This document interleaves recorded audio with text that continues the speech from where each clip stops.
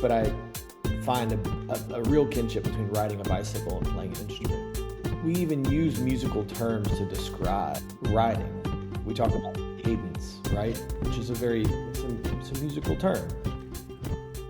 Welcome to Tell Me About Your Bike, the podcast about life, the universe, and cycling. I'm your host, Wesley Cheney. In this episode, I sit down with national touring artist Ben Sollee to talk about the challenges and rewards of traveling by cargo bike with a full-size cello on a concert tour. I had the pleasure of catching Ben in concert in an intimate setting in Charleston, West Virginia. I love the connections Ben makes between music and cycling. So listen now to Tell Me About Your Bike. Welcome to Tell Me About Your Bike. Today I've got a special guest on the show, someone that I've been following for just recently who came rolling through Charleston, West Virginia and was playing at the Clay Center, Ben Sollee. Ben, tell us a little bit about yourself.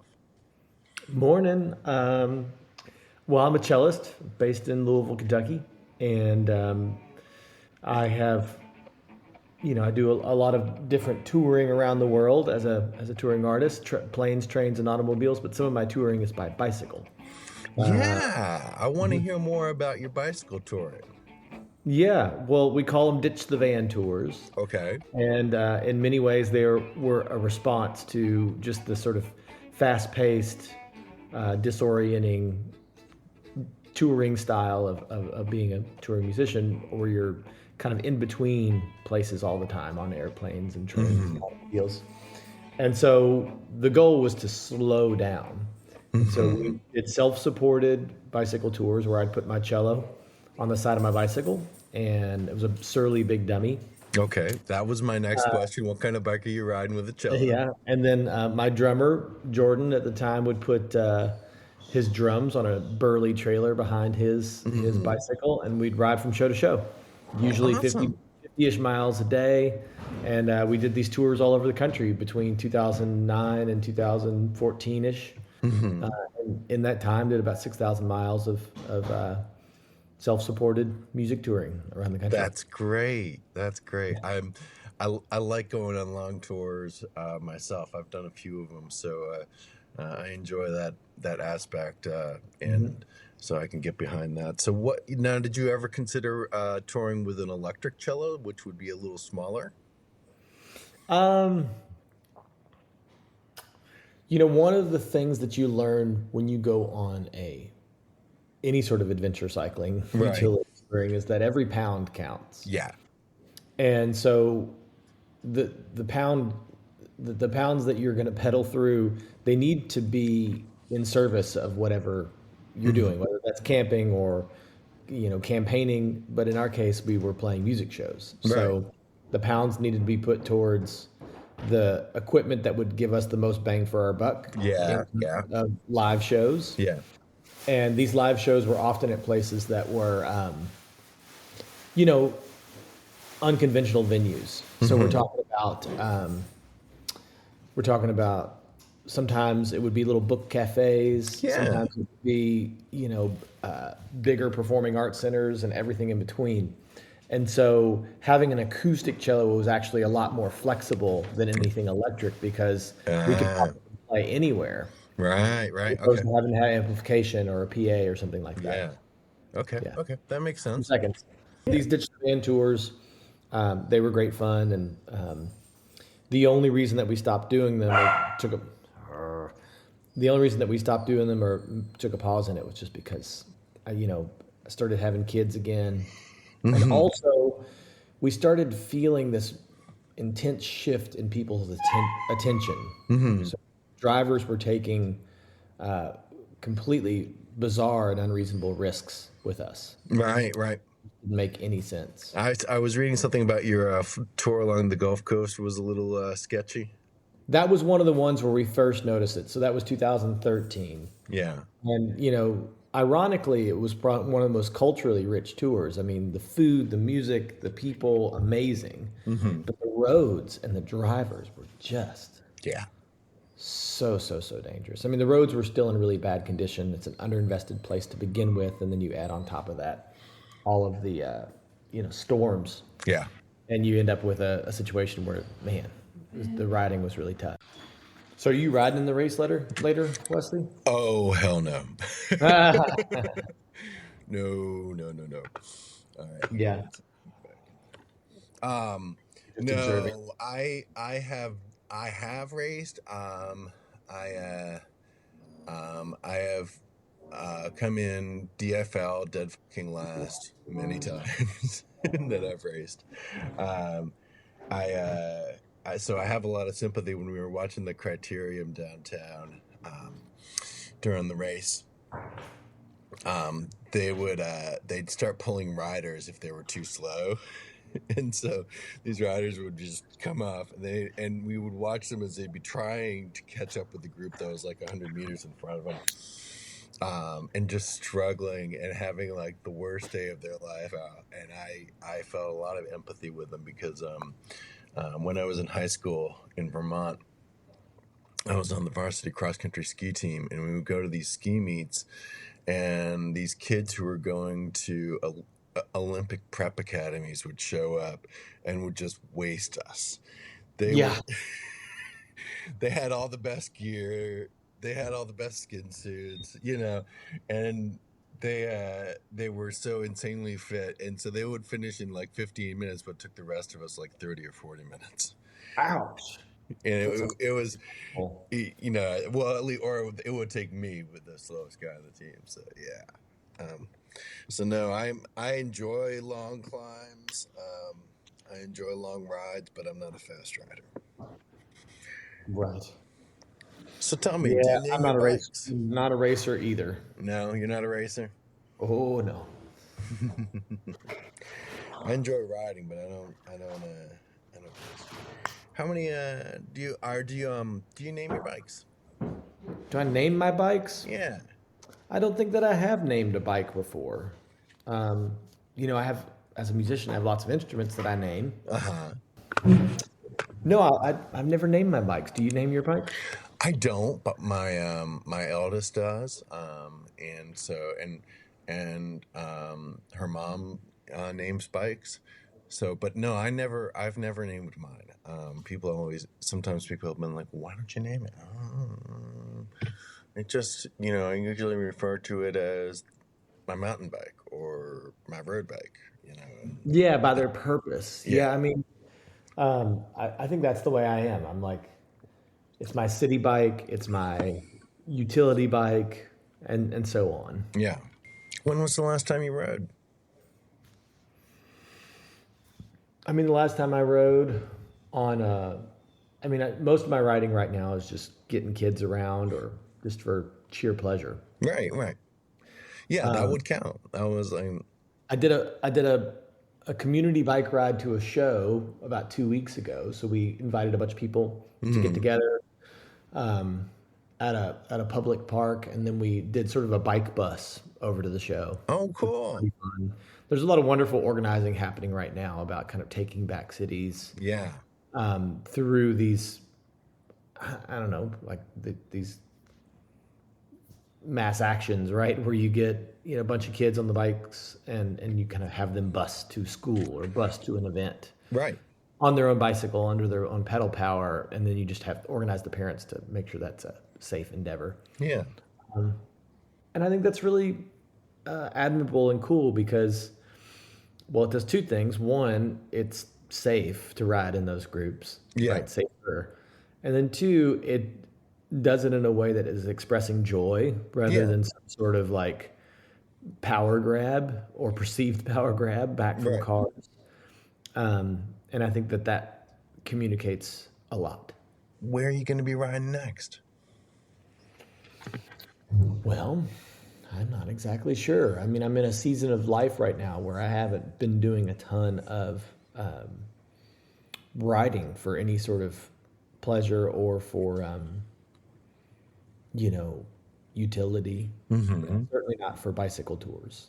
Now, my hope is in the next 3 to 5 years to start doing bicycle tours again. We being my family, which is my wife and I, my 17-year-old son and two daughters that are 5 and 7, are planning on basing ourselves out in Colorado this summer. Uh-huh. And I think when we're out there, we'll be staying in Fort Collins, which is sort of a bike mecca, at Yeah. least in American terms. And man, I think that we'll do a lot of riding out there because there's so many dedicated bikeways that you can just cook through that have no cars. Right, right. Yeah. All right. Road or trail or gravel? Depends on how much stuff I'm carrying. Okay. As a utility cyclist who carries a lot of weight on my bicycles when I'm doing the music tours, I appreciate the kind of rails to trails approach because you have a car-free, usually very direct path that's graded, so you don't have Yeah. to do too much climbing or too much No, fun. it's no climbs, no turns. Yeah. I mean, it's amazing what a 6% grade will feel like. Yeah. Yeah, When you no, get when all it's the only way. 1.5%, it's really easy. Yeah, exactly. So, anyhow, I think that I like those rails to trails paths, but they often have gravel, and man, that can really slow you down when you got a lot of weight. You just sink right in, Right, right. even with wide tires. Yeah. And it feels like you're slogging through. So trail, I've not done a lot of trail riding. Okay. The few times that I've done it, it's been so new, and my adrenaline's running so hot that I don't know how much I enjoy it. But so most of what I've done is road, and in that way, riding on rural roads is just incredibly captivating to me. Yeah. Yeah. Well, what makes a great ride? Well, I mean, I think what makes a great ride is hopefully companionship. So who you're riding with, having a bike that is fit really well. I don't need a fancy bike. I just need one that is properly fit. That makes a huge difference. Yeah. And then after that, it's just all about, is the wind at your teeth or at your back? If you can get, at your back or crosswind, that's beautiful. Yeah. If you can get a day that's got a lot of beauty on it, and you've got some good features to ride on the road, some good descents with turns, that's great. Some climbs that are work but not torture. As a musician, I tend to find music in everything, but I find a real kinship between riding a bicycle and playing an instrument. Tell me more. Well, I mean, we even use musical terms to describe riding. We talk about cadence, right? Which is it's a musical term. Yeah.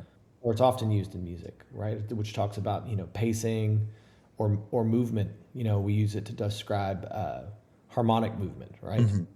We have the cadence of how different chords resolve to each other. We also have the cadences and the tempo of it. And so when you're riding to, quote, keep your cadence, unquote, I find that to be a very musical act.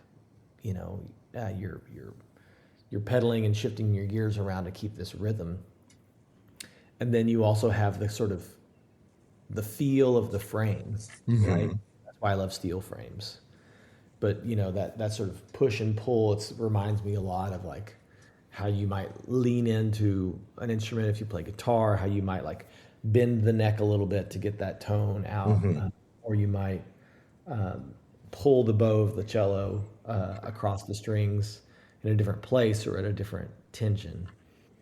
I don't know, it just feels very musical to me. All right. Well, tell me about the last time you were lost on a bike. Well, it was probably before 2012. Now it's unless you are making an intentional choice, you don't, you have maps with you all the time. Right. So the last time I was lost on a bicycle, man, that is a good question. I think that the time that comes to mind is we were riding through Milwaukee, Wisconsin, and it's actually a surprisingly good bicycling city, Milwaukee.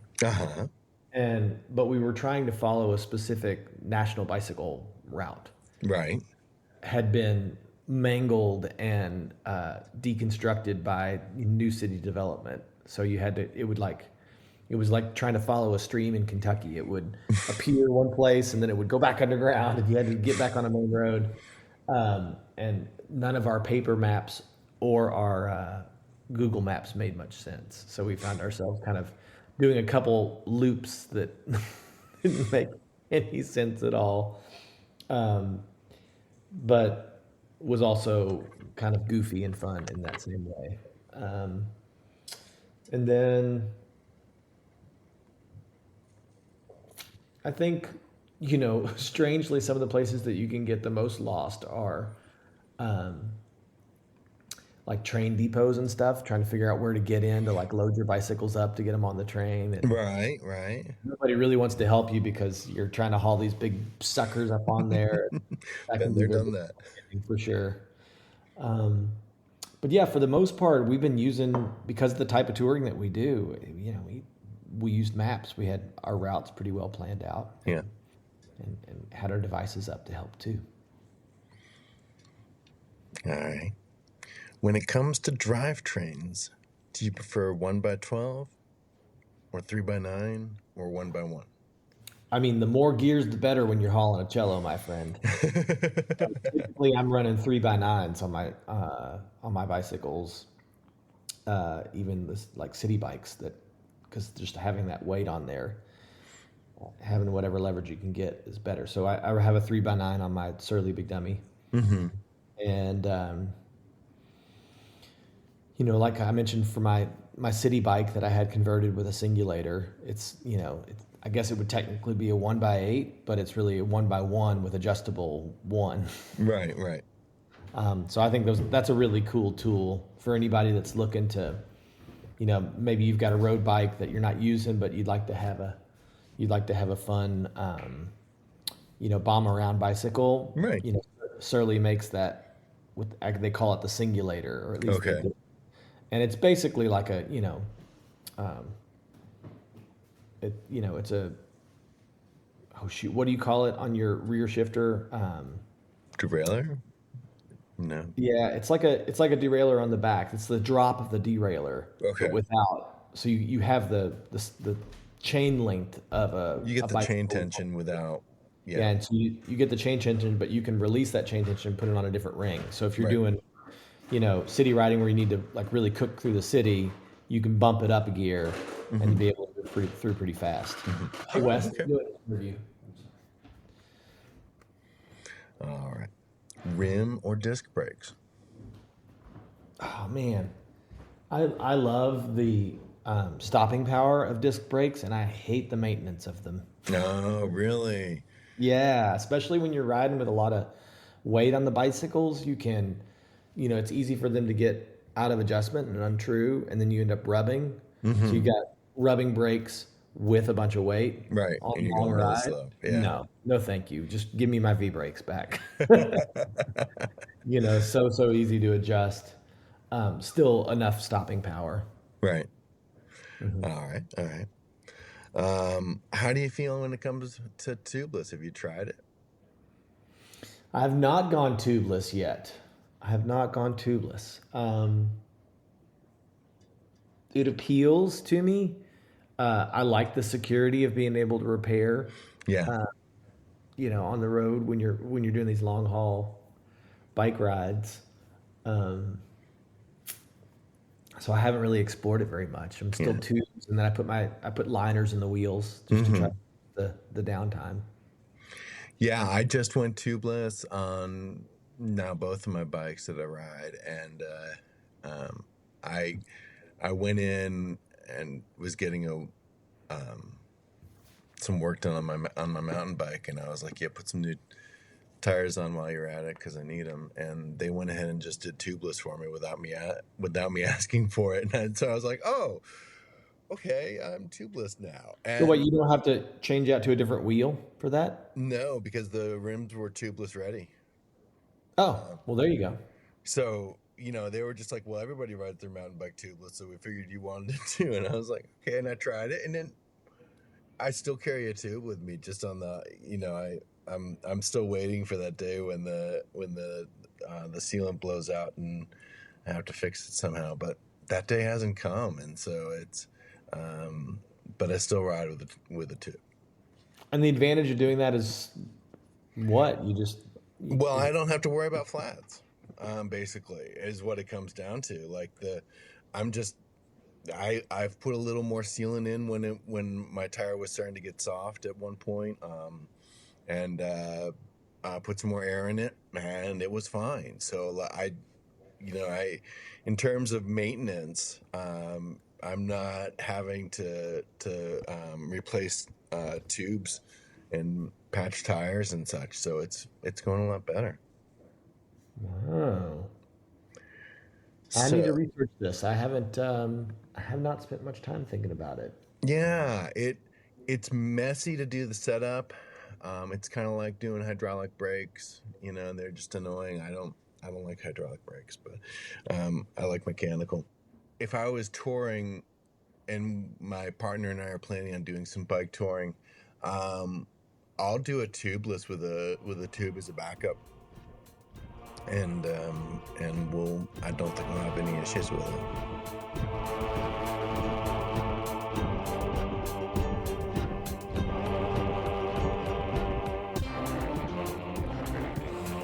Thanks for listening to another episode of Tell Me About Your Bike. If you want to share a story about your bike and the adventures that you've taken on it, contact me by email. My email address is friendwes@mac.com. That's friendwes@mac.com. friendwes@mac.com. Please like and subscribe to Tell Me About Your Bike. If there's someone in your life who loves bikes and loves podcasts, please send them a link to this show and share it on social media. In the next episode of Tell Me About Your Bike, I'll be concluding my interview with Ben Sollee. Subscribe now so you don't miss it. Keep the rubber side down and keep rolling. Cheers, y'all. Copyright Rambling Ukulele Productions 2025. All rights reserved.